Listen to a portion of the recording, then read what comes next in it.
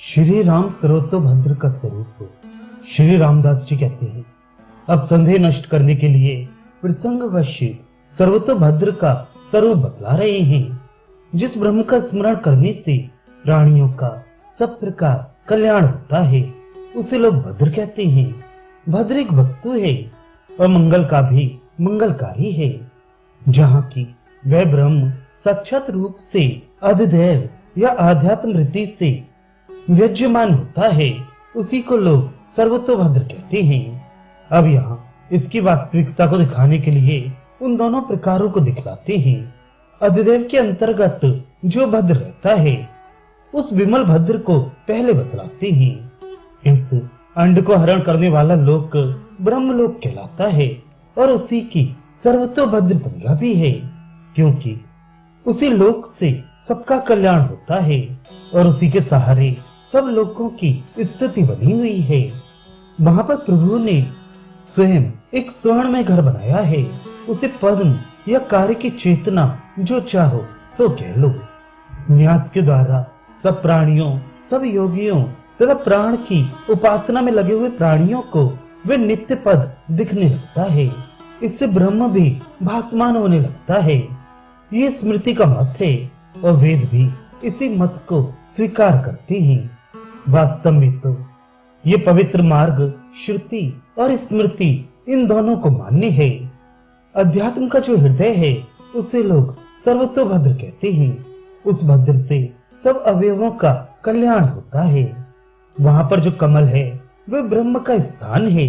श्रुतियों में भी ये बात प्रसिद्ध है कि साधना रूप संपत्ति के संपत्तिशाली जो लोग वहां रहते हैं, उन लोगों के गुरुजनों के उपदिष्ट मुक्ति द्वारा प्रकाशमान दिखने लगता है। नीचे, ऊपर तथा मध्य, इन तीनों स्थानों में वह पुरुष विद्यमान रहता है। इन श्रुतियों में जो कुछ कहा गया है, वह परोक्ष में नहीं, प्रत्यक्ष ही जानना चाहिए। प्रभु ने स्वयं कहा है कि सूर्य आदि के साथ मैं संसार में व्याप्त रहता हूँ और संसारी मूढ़ों के शरीर में भी रहता हूँ। किसी को भ्रम ना हो, इस विचार से आत्मा एव आदि वाक्यों को फिर दोहराया गया है। एक आत्मा रूपी उस आत्मा के भेद की शंका को निवृत्त करने के लिए सब उपनिषदों में इस ब्रह्म को अद्वैत बतलाया गया है। ब्रह्म एव इदम अमृत आदि अथर्ववेद में कहा गया है। तत्त्वमेव तथा त्वमेव तत् इन श्रुतियों से तथा तत्त्वमसि इन छांदोग्य के महावाक्य से ब्रह्म के एकत्व का प्रतिपादन किया गया है। वही मुक्ति का कारण है और उसका बोध होने से तो प्राणी साक्षात ब्रह्म ही हो जाता है। इस जगत में बाहर भीतर जो कुछ देखा और सुना जाता है, उन सब में व्याप्त होकर वो नारायण स्थित है। इस जगत में जो कुछ है, उसमें एकमात्र वही अद्वितीय आत्मा है। सर्व खल्विदम ब्रह्म आदि वाक्यों से श्रुतियां भी यही वाक्य कहती हैं। जो प्राणी संसार की सब वस्तुओं में अपने को देखता है और सब प्राणियों का प्रतिबिंब अपने में देखता है, उस आत्मज्ञानी के लिए ये कोई साधारण बात नहीं है। ये मनु भगवान का कथन है। इस प्रकार के ज्ञान से लोग ब्रह्मात्मा रूप होकर अपने को कृतकृत्य मानते हुए स्वयं तो तरते ही हैं, साथ ही अपने शिष्यों को भी ये उपदेश अमृत पिलाकर भव सागर से पार उतार देते हैं। यहाँ पर बतलाई हुई श्रुतियों के अभिप्रायों को विद्वान लोग अच्छी तरह जानते हैं। अधिक कहना सुनना व्यर्थ है। संक्षेप में इस उद्देश्य का उपसंहार कर दिया गया है। हे नारायण, अच्युत, जनार्दन, वासुदेव, गोविंद, माधव, मुकुंद, रमेश, विष्णु, संकर्षण, कृष्ण के बड़े भ्राता नरसिंह, परावर आत्मन, राम, गरुण गोविंद, शिव, वामन, आप इस शिष्य की रक्षा कीजिए।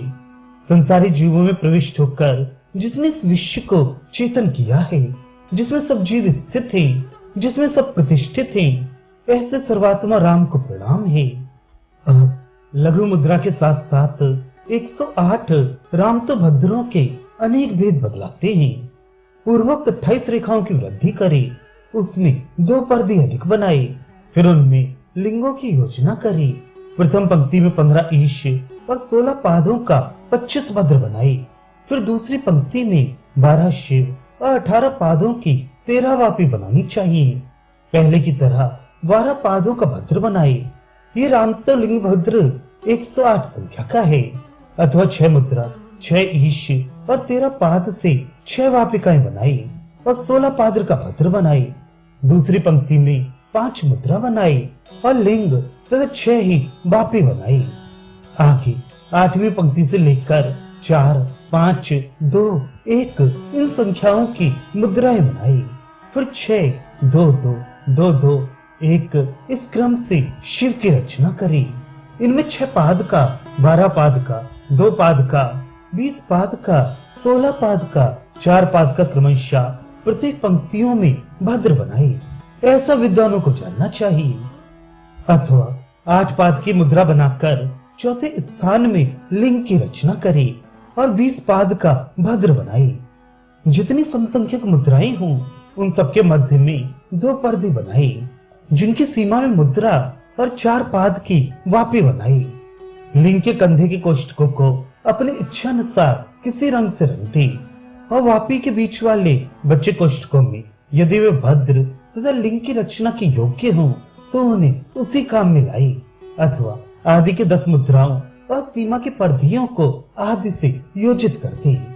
बीच में 12 पाद का भद्र बनाई और 2 पर्दियों की रचना करी। इसी तरह 30 पंक्ति में केवल 8 मुद्राओं की योजना करी, 4 पाद का भद्र बनाई और 5वें स्थान में मुद्राएं बनाकर 12 पाद का भद्र बनाई। विशेषता केवल इतनी होगी कि इसमें 2 पर्दियां नहीं रहेंगी और 4 पाद का भद्र बनेगा।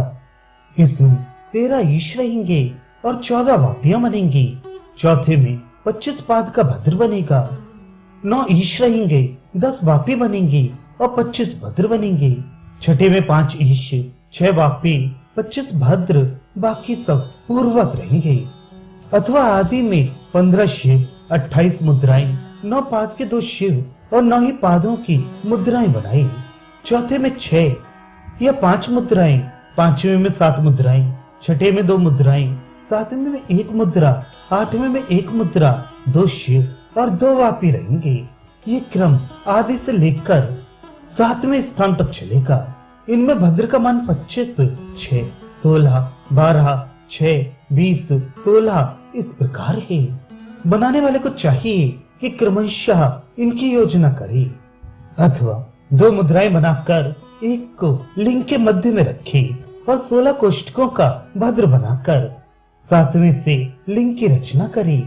7वें में 25 कोष्ठकों का भद्र बनाए, बाकी सब पूर्ववत रखे। अथवा आदि की 3 पंक्तियों में 5, 7, 3 संख्याओं का शिव बनाए। मुद्रा के मध्य में मर्यादा और पर्दे की रचना करी। भद्र की संख्या पहले जितनी ही रहेगी और 6, 2 या 12 पाद उनमें रहेंगे। दूसरी पंक्ति 20 कोष्ठकों की रहेगी और लिंग के बगल में 2 वापियों की रचना करी, बाकी सब पूर्ववत रहेगा। अथवा आदि से लेकर छठी पंक्ति तथा 7, 6, 4, 5, 3, 2 अथवा 1 मुद्रा बनाई और सीमा की पर्दियों की और 6 स्थानों में 4-4 शिवों की रचना करी। विशेषता केवल इतनी रहेगी कि 5 या 9 पादों के लिंग बनेंगे। वापियां पूर्वक संख्या के अनुसार ही रहेंगी, किंतु भद्र की संख्या वक्यमाण संख्या के अनुसार रहेगी। कुछ भद्र 25 कोष्ठकों के, कुछ 16 कोष्ठकों के, कुछ 4 कोष्ठकों के, कुछ 6 कोष्ठकों के, फिर 6 कोष्ठकों, कुछ 16 कोष्ठकों के, इस प्रकार भद्र बनेंगे। बाकी सब पहले के समान ही होंगे। अथवा पहली पंक्ति से 5वीं पंक्ति पर्यंत 6, 5, 4, 3 मुद्राएं बनाई। बीच में 4, 2, 2, 2, 2 शिव की रचना करी और मर्यादा तथा पर्दियों को ठीक से बनाकर रखी। विशेषता इतनी है कि 5, 3, 6, 3, 6 पाद का लिंग बनाई। इनमें भद्र की संख्या 16, 16 तथा 6 रहेगी। इस तरह कल्पना करके अपनी बुद्धि से रचना करें, बाकी सब पूर्ववत रहेंगे। इस प्रकार हे द्विज, इस भद्र के बहुत से भेद हैं।